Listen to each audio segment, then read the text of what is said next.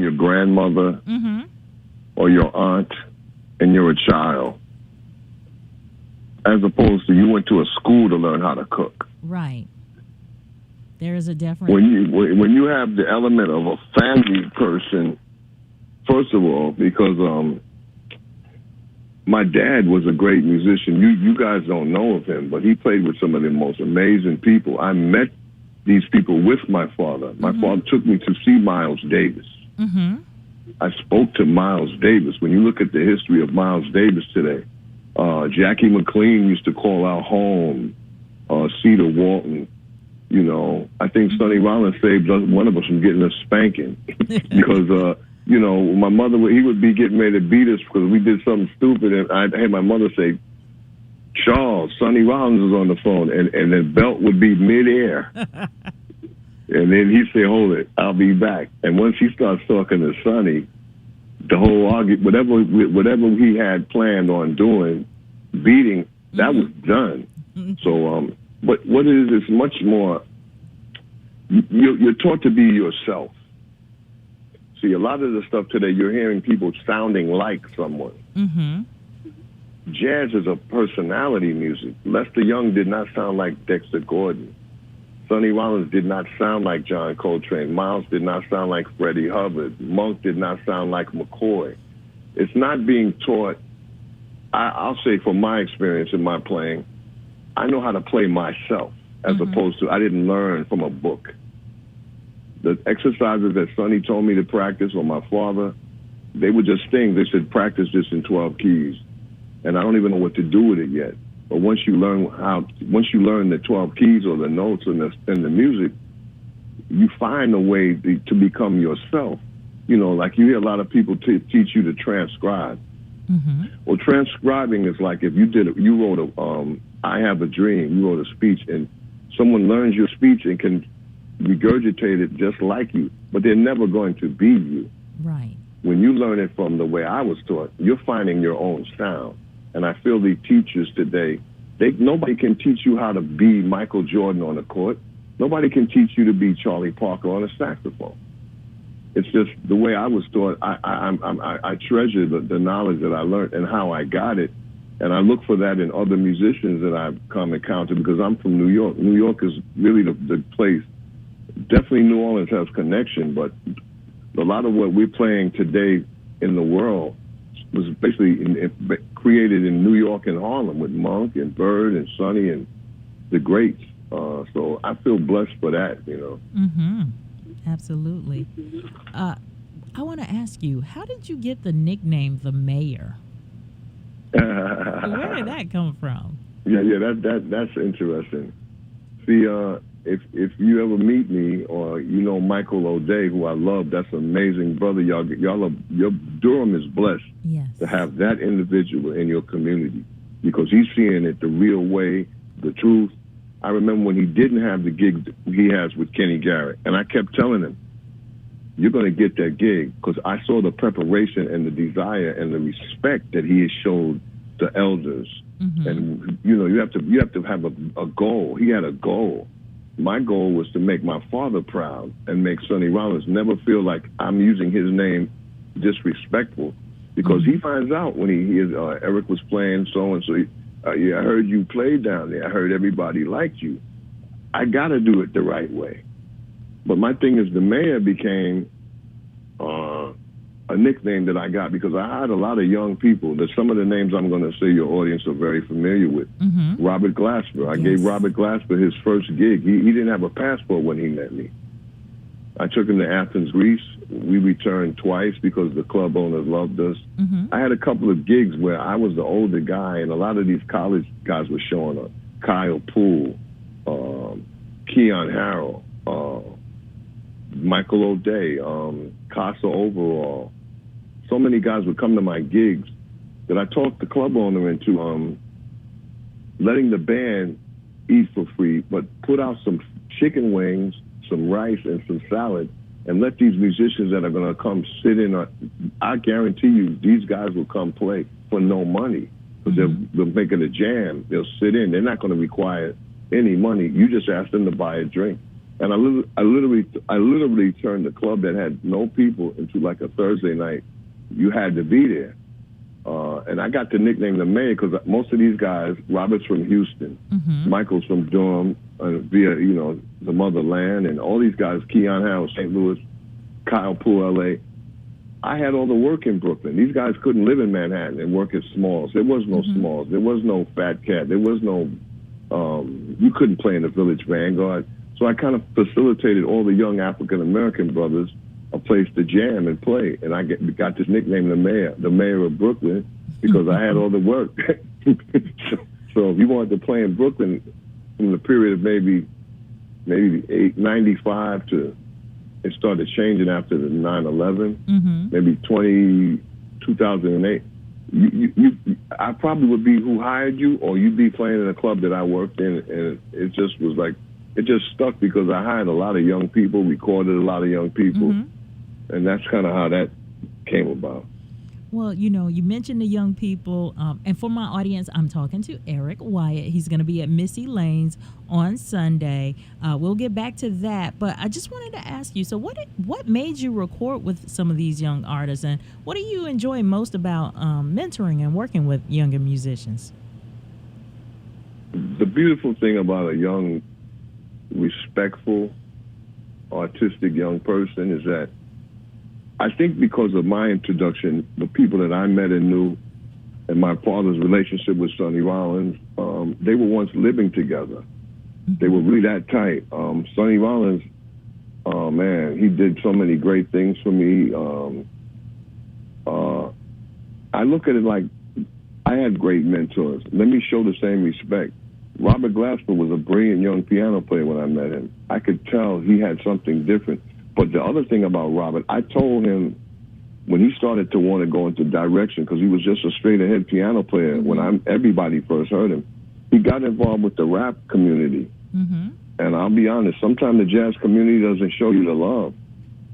And Robert liked hip-hop. And he started hanging out with a young man who passed away, Casey Benjamin. Casey was playing with Q-Tip and the Roots. There was a place in New York where these guys would jam like we do jazz, but they were doing having like rap ciphers. And so Rob got around that. Kyle Poole was a young man I met. I met a lot of these guys at Smalls, where I kind of have a residency, host sessions.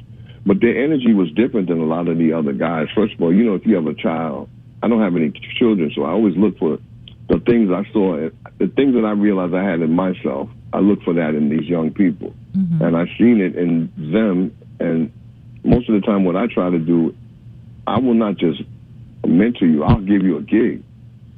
You'll play with me. And if you play a certain level, I record you. I take you and put you on my records. I got Kyle Poole on the record. He was 18. Makai Boone is the son of Mike Boone, which is the nephew or cousin related through marriage to Samara Joy. Makai is 14. That record there, he's 14 years old playing on my record. And Samara Joy, that was the first recording she ever did. She wasn't signed when I recorded her. We recorded that record at Rudy Van Gelder's during COVID. Oh, okay. And yes, I wrote a song for the young sister Breonna Taylor that got murdered. And Samara did an amazing job, but she didn't have a record deal when I recorded that. It was October 2020. Her discography has, she didn't start really doing stuff till after she got out of school. But I see something special in them. Chris Lowry and Wes Lowry are two brothers that I know. They're writing music for television now. They used to play with me at the club where we used to eat the free food. They're Philadelphia musicians. Chris is on Marsha Ambrosia's new album. He's actually on Missionary, Snoop Dogg's album, and a lot of rappers was in L.A. But these guys have this other thing in them. Michael has that. I've noticed, I used to live with him briefly, and we used to play together, just me, sax and drums. And we would do some great things together. So it's like, the energy you get but mostly the respect, because a lot of younger guys today, they're getting the information, but they're not getting it from an elder. And I think maybe I'm surviving at this stage in my career and still working because I know how I was taught. And I've never forgot the lessons, and I think God will take care of me if I take care of them. Absolutely. Help these young people. Don't give them the wrong information. And tough love. the funny thing, somebody says, when Eric Wyatt hires you, you're good when he hires you a second and third time. And I laughed about it. And it's a drummer. His name is Otis Brown III. I think he plays with Somi. So it was a kind of lightweight joke. If Eric don't hire you the second time, but see, that's the funny thing. If they don't get a call the second time, maybe next year they will. And I've done that. I've seen guys, it took them longer. Some people don't have the same temperament and the same discipline. So just because you didn't get it in 1 year doesn't mean you can't get it in 2. That's right. But I always try to reach back to the young people that I hired and played with to give them, the confidence, because this is a hard field of expertise. You're trying to find your voice. And that's not easy to do. You need the right people around you. You need to play with the right people. And you need to get the right information from the start. That's the biggest thing, I think, that has helped me maintain some respect out here on this current scene. Okay. Well, we're going to play a tune from you. It's called Of Things to Come, RTK. And wow. It's from A Song of Hope. Will you be performing that album at Well, no, that's I'll be performing tunes, but that's like a drum saxophone duo. But play it. That's with me with Jeff Tane Watts, who was my main man. I've known him for about 15, 20 years, and we're on another record by a trombonist named Clifton Anderson. The first time I ever recorded with Jeff. But the first time I ever played with him was in 2007. I sat in with Branford Marcellus at Yoshi's in California with his band, and I've been great friends with him. But yeah, RTK, that's like releasing the Kraken. I released, like Jeff is the Kraken. He's, that movie, and he's the Kraken. He comes to life, and I brought him to life with the saxophone, like I'm a call, a chant, like bring the Kraken out. All right. Well, we're gonna play it right now, and then we'll come back and close it out. Keep your dials right here, audience. Again, this is Eric Wyatt. He's going to be at Missy Lane's on Friday night at 6:30 and at 9 p.m. And we'll have a chance to win some tickets in a few, so make sure you keep your dials here on 90.7.